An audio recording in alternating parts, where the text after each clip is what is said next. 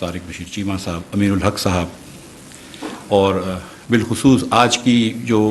انتظامی کمیٹی کے چیئرمین ہیں سردار ایاز صادق صاحب, جن کی وجہ سے آج یہ سب کچھ ہوا ہے, ان تمام حضرات کو, اور تمام آنے والے پاکستان بھر سے طول و عرض سے آنے والے کاروباری حضرات, کسان حضرات, آئی ٹی کے تعلق سے شعبے سے تعلق رکھنے والے, انڈسٹریلسٹ, مینوفیکچرر, اسٹاک مارکیٹ کے لوگ, بینکرز, تمام حضرات, خواتین و حضرات جو ادھر آئیں, آپ سب کو میرا بہت سلام. مجھے خوشی ہوئی ہے کہ وزیر اعظم صاحب کے اس انسٹرکشنز پہ کہ نہ صرف ایک بزنس کمیونٹی سے کنسلٹیشن کرو, جو کہ ہمیشہ ہوتی ہے بجٹ کے سے پہلے, اور انفارملی نوید قمر صاحب نے, میں نے, ایاز صادق صاحب نے, خرم دستگیر صاحب نے, مصدق ملک نے اپنے اپنے شعبوں کے حساب سے کی ہے, اور فارمر سے بھی کرتے ہیں جیسے طارق بشیر چیمہ صاحب نے کی ہے. لیکن اس بار پہلی مرتبہ ایسا ہوا ہے کہ ہم ایف روف میں فارمرز کو بھی لے کر آئے ہیں, ہم بزنس مین کو بھی لے کر آئے ہیں, آئی ٹی پروفیشنلز کو بھی لے کر آئے ہیں, اور سارے حکومت کے افسران کو بھی لے کر آئیں تاکہ آپس میں بیٹھ کر کنسلٹیشن کریں, کیونکہ اگر ملک کی معیشت اس وقت ایک مشکل گھڑی پہ ہے تو ہم سب کو مل کر انشاءاللہ تعالیٰ اس کو آگے بڑھنا ہے. کل میں وزیر اعظم پاکستان کی ایک بات سن رہا تھا کابینہ کی میٹنگ میں,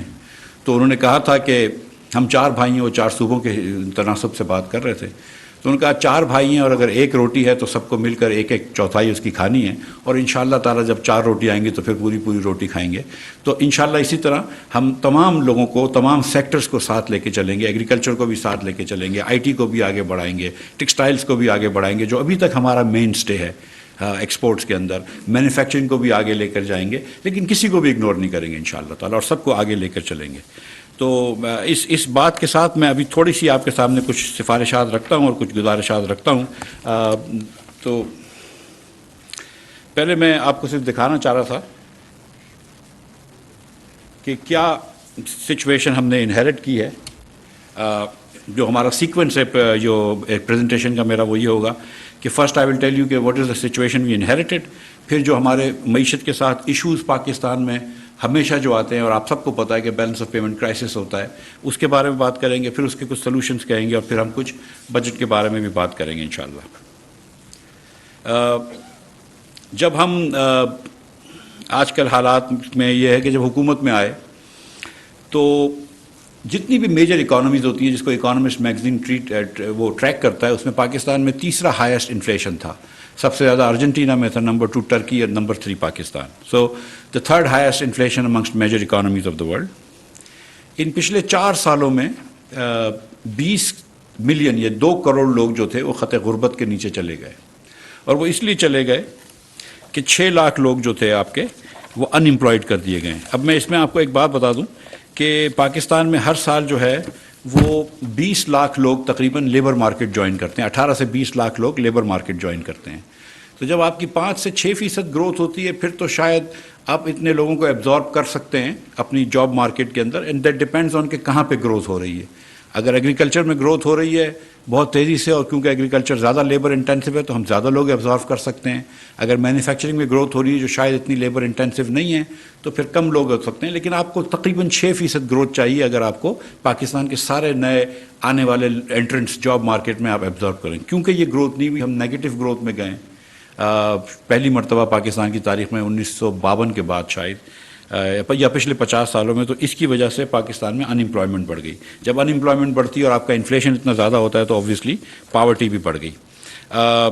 ہماری ڈیٹ انکریز ہو گئی بہت ساری. اب دیکھیں اس سال ہم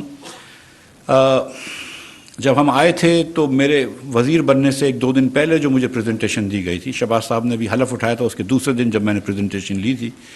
تو 5600 ارب روپے کا پاکستان کے اندر ڈیفیسٹ ہمارا پریڈکٹڈ تھا, اور ہم پوری کوشش کر رہے ہیں کہ اس کو تھوڑا سا کم کر کے ہم انشاءاللہ 5200-5300 ارب پہ لے کر آئیں گے. But is unprecedented. مطلب ایسے ہی میں آپ کو بتا رہا ہوں کہ مسلم لیگ نون کے جو 5 سال تھے, اور میں زیادہ وہ نہیں کرنا چاہ رہا ہوں سیاسی کمپیریزن, لیکن 5 سال میں جو ہمارے ایوریج ڈیفیسٹ تھے وہ 1650 ارب روپے کے تھے.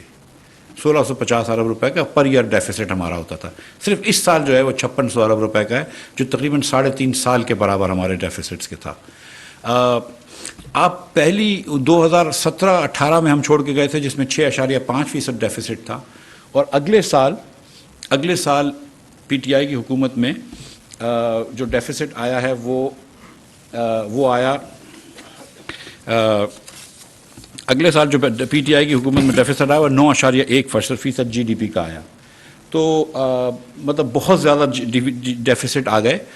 6.5 سے بڑھ کے 9.1%. اگلے سال اس کے 7.1 آیا, پھر 8.1 آیا, اور ابھی پھر یہ ڈیفیسٹ اتنا ہائی آیا 5600 ارب روپے کا. اور جو ستم ظریفی کی اس میں بات ہے, جو بہت عجیب سی بات ہے, وہ یہ کہ فروری کے اندر دسمبر کا یہ ایک معاہدہ تھا, اور جو فروری میں سائن ہوا IMF سے پی ٹی آئی کی حکومت کا, اس میں یہ کہا گیا کہ ہم پرائمری ڈیفیسٹ 25 ارب روپے کا کریں گے. پرائمری ڈیفیسٹ, جو کہ deficits minus the date servicing نکالیں تو 25 ارب کی ہوتی ہے. تو انہوں نے یہ کہا تھا کہ ہم 25 ارب کا ڈیفیسٹ کریں گے. لیکن جب ہم آئے تو مجھے بتایا گیا کہ جو ایوریج جو ایکسپیکٹیشن ہے وہ 13